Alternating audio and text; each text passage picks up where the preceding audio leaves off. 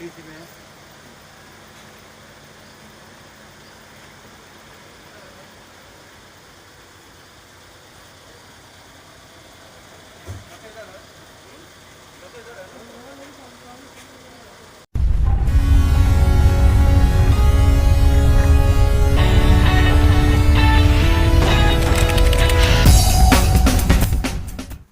सवालों के घेरे में वजीर अहमद की मौत।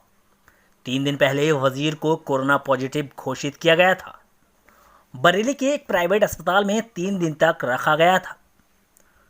कोरोना पॉजिटिव बताए गए हाजियापुर के डॉक्टर वजीर अहमद की आज एक प्राइवेट अस्पताल में मौत होने की घोषणा की गई। कोरोना पॉजिटिव बताए जाने के बाद से ही उथल पुथल हुए हाजियापुर मोहल्ले में मौत की खबर से हड़कंप मच गया। कोरोना पॉजिटिव बताए जाने के बाद से ही इलाके में तरह तरह के सवाल उठने लगे थे। वजीर की पत्नी और परिवार वालों के साथ मोहल्ले भर के लोगों का कहना था कि वजीर गुजरे 5-6 साल से डायबिटीज, टीबी और लो बीपी का मरीज था, जिसका एक प्राइवेट अस्पताल में इलाज चल रहा था। वजीर ने गुजरी रात अस्पताल से खुद अपना वीडियो वायरल करके बताया कि 14-15 घंटे गुजर गए हैं, अभी तक डॉक्टर तो अलग, किसी नर्स ने भी आकर नहीं देखा है। साथियों, मैं यहाँ रात 12 बजे आ गया था राम मूर्ति हॉस्पिटल में सांस लेने में तकलीफ़ होने के बाद, और मुझे अभी तक जो है अब दिन के 12 बज चुके हैं, किसी डॉक्टर ने मेरा बीपी तक भी चेक नहीं किया।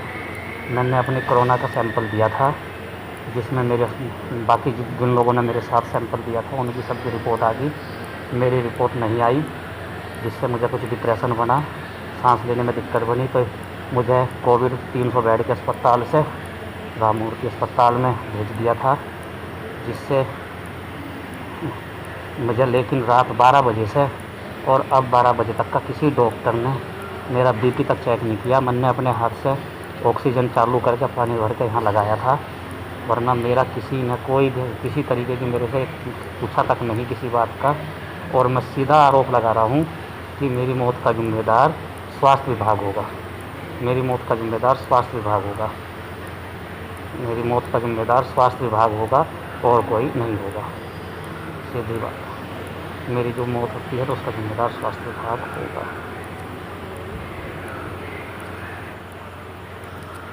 वजीर की मौत की खबर के बाद से कई सारे आरोपों के साथ ही जहरीला इंजेक्शन लगाकर मारने का आरोप लगाते हुए वजीर की पत्नी ने वीडियो वायरल करके साफ तौर पर कहा कि उसके पति की मौत कोरोना से नहीं हुई, उसको जहर का इंजेक्शन दिया गया। मेरे हस्बैंड को इन लोगों ने जहर का इंजेक्शन देकर खत्म किया है। वो बिल्कुल सही थे, मेरी उनसे बात हुई थी। जब मेरी बात हुई शाम में, उनको दिखाने नहीं दिया, और फिर उसके बाद दूसरे दिन इतनी मिन्नतें करने के बाद दूसरे दिन दिखाया तो वो होश में नहीं थे। जब मैंने पूछा इन्हें क्या हुआ है तो बोले वो इंजेक्शन दिया है नींद का। अगर बीमार है इंजेक्शन क्यों दिया जाएगा उसे? नींद का इंजेक्शन क्यों देंगे जब इंसान है हमारा सही? जब दूसरे दिन सुबह में 5 बजे खबर करते हैं कि मेरा हस्बैंड खत्म हो गया है, अगर वो बीमार था, उसकी हालत खराब हुई थी, तो उन्हें मुझे इन्फॉर्म करना चाहिए था। पहले इन्फॉर्म, मैं उसकी बीवी हूँ, ये मेरा हक था। इन लोगों ने मुझे इन्फॉर्म क्यों नहीं करा जब उसकी हालत खराब थी? अपने आप क्यों कोशिश करते रहे?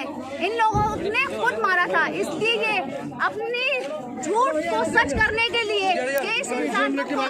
सभी आरोपों को दरकिनार करके भी पूरे मामले को बारीकी से देखा जाए तो मामला पूरी तरह से सवालों के घेरे में घिर चुका है, क्योंकि वजीर को कोरोना पॉजिटिव बताने और फिर उसके शव को मोहल्ले और घरवालों के हाथों दिए जाने पर मीडिया में सवाल उठने के तुरंत बाद ही मृतक के परिवार के 2 और लोगों को कोरोना पॉजिटिव बताया जाने लगा। साथ ही अस्पताल के 2 डॉक्टरों समेत 2 कर्मचारियों को भी कोरोना पॉजिटिव बता दिया गया। इन सब बातों को मद्देनजर रखकर पूरा मामला सवालों से घिर गया है। पहला सवाल, अगर मृतक कोरोना पीड़ित था तो उसका शव उसके घर क्यों भेजा गया, जबकि मृतक का घर घनी आबादी के बीच है? दूसरा सवाल, कोरोना पीड़ित का शव परिवार को क्यों सौंपा गया? तीसरा सवाल, कोरोना पीड़ित के शव के पास आम लोगों को क्यों आने जाने दिया गया? तस्वीरों में देखिए कितनी भीड़ शव को एम्बुलेंस से निकाल रही है। चौथा सवाल, शव दफन करने में आम लोगों को क्यों शामिल किया गया? पांचवा सवाल, कोरोना से मरने वाले के शव को रिश्तेदारों और मोहल्ले वालों के हाथों क्यों कफन पहनाया गया? छठा सवाल, जब मृतक को कोरोना पॉजिटिव था तो उसके परिवार को तुरंत क्वारंटाइन पर क्यों नहीं रखा गया? सातवां सवाल, परिवार की लगातार जांच होने पर हर बार नेगेटिव थी तो अचानक पॉजिटिव कैसे हो गई रिपोर्ट? मामले को देखने के बाद दो खास सवाल पैदा होते हैं। पहला कि क्या मृतक की रिपोर्ट गलत बनी थी जिसे निभाने के लिए इतना लंबा तमाशा किया गया, या फिर अगर रिपोर्ट सही थी तो कोरोना से मरने वाले के शव को जनता के हाथों में देकर पूरे इलाके को इन्फेक्टेड करने की कोशिश है। बाहरी मीडिया कर्मियों को हजियापुर में न जाने देना तो अलग बात थी, बल्कि जो रिपोर्टर हजियापुर में ही रहते हैं उन्हें भी कवरेज न करने देने की वजह क्या है?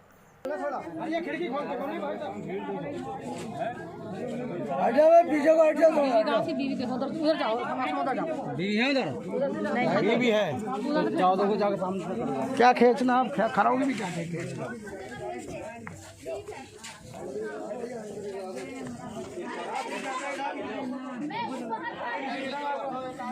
अरे यार यामीन भाई, वो पहना ना ड्रेस तो भैया सब काम होगा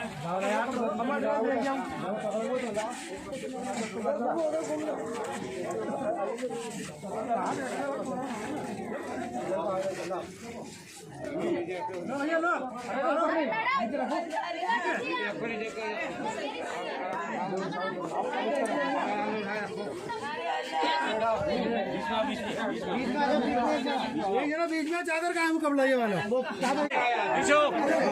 पीछे को बिल्कुल निकलो यहाँ से बनाया गया है।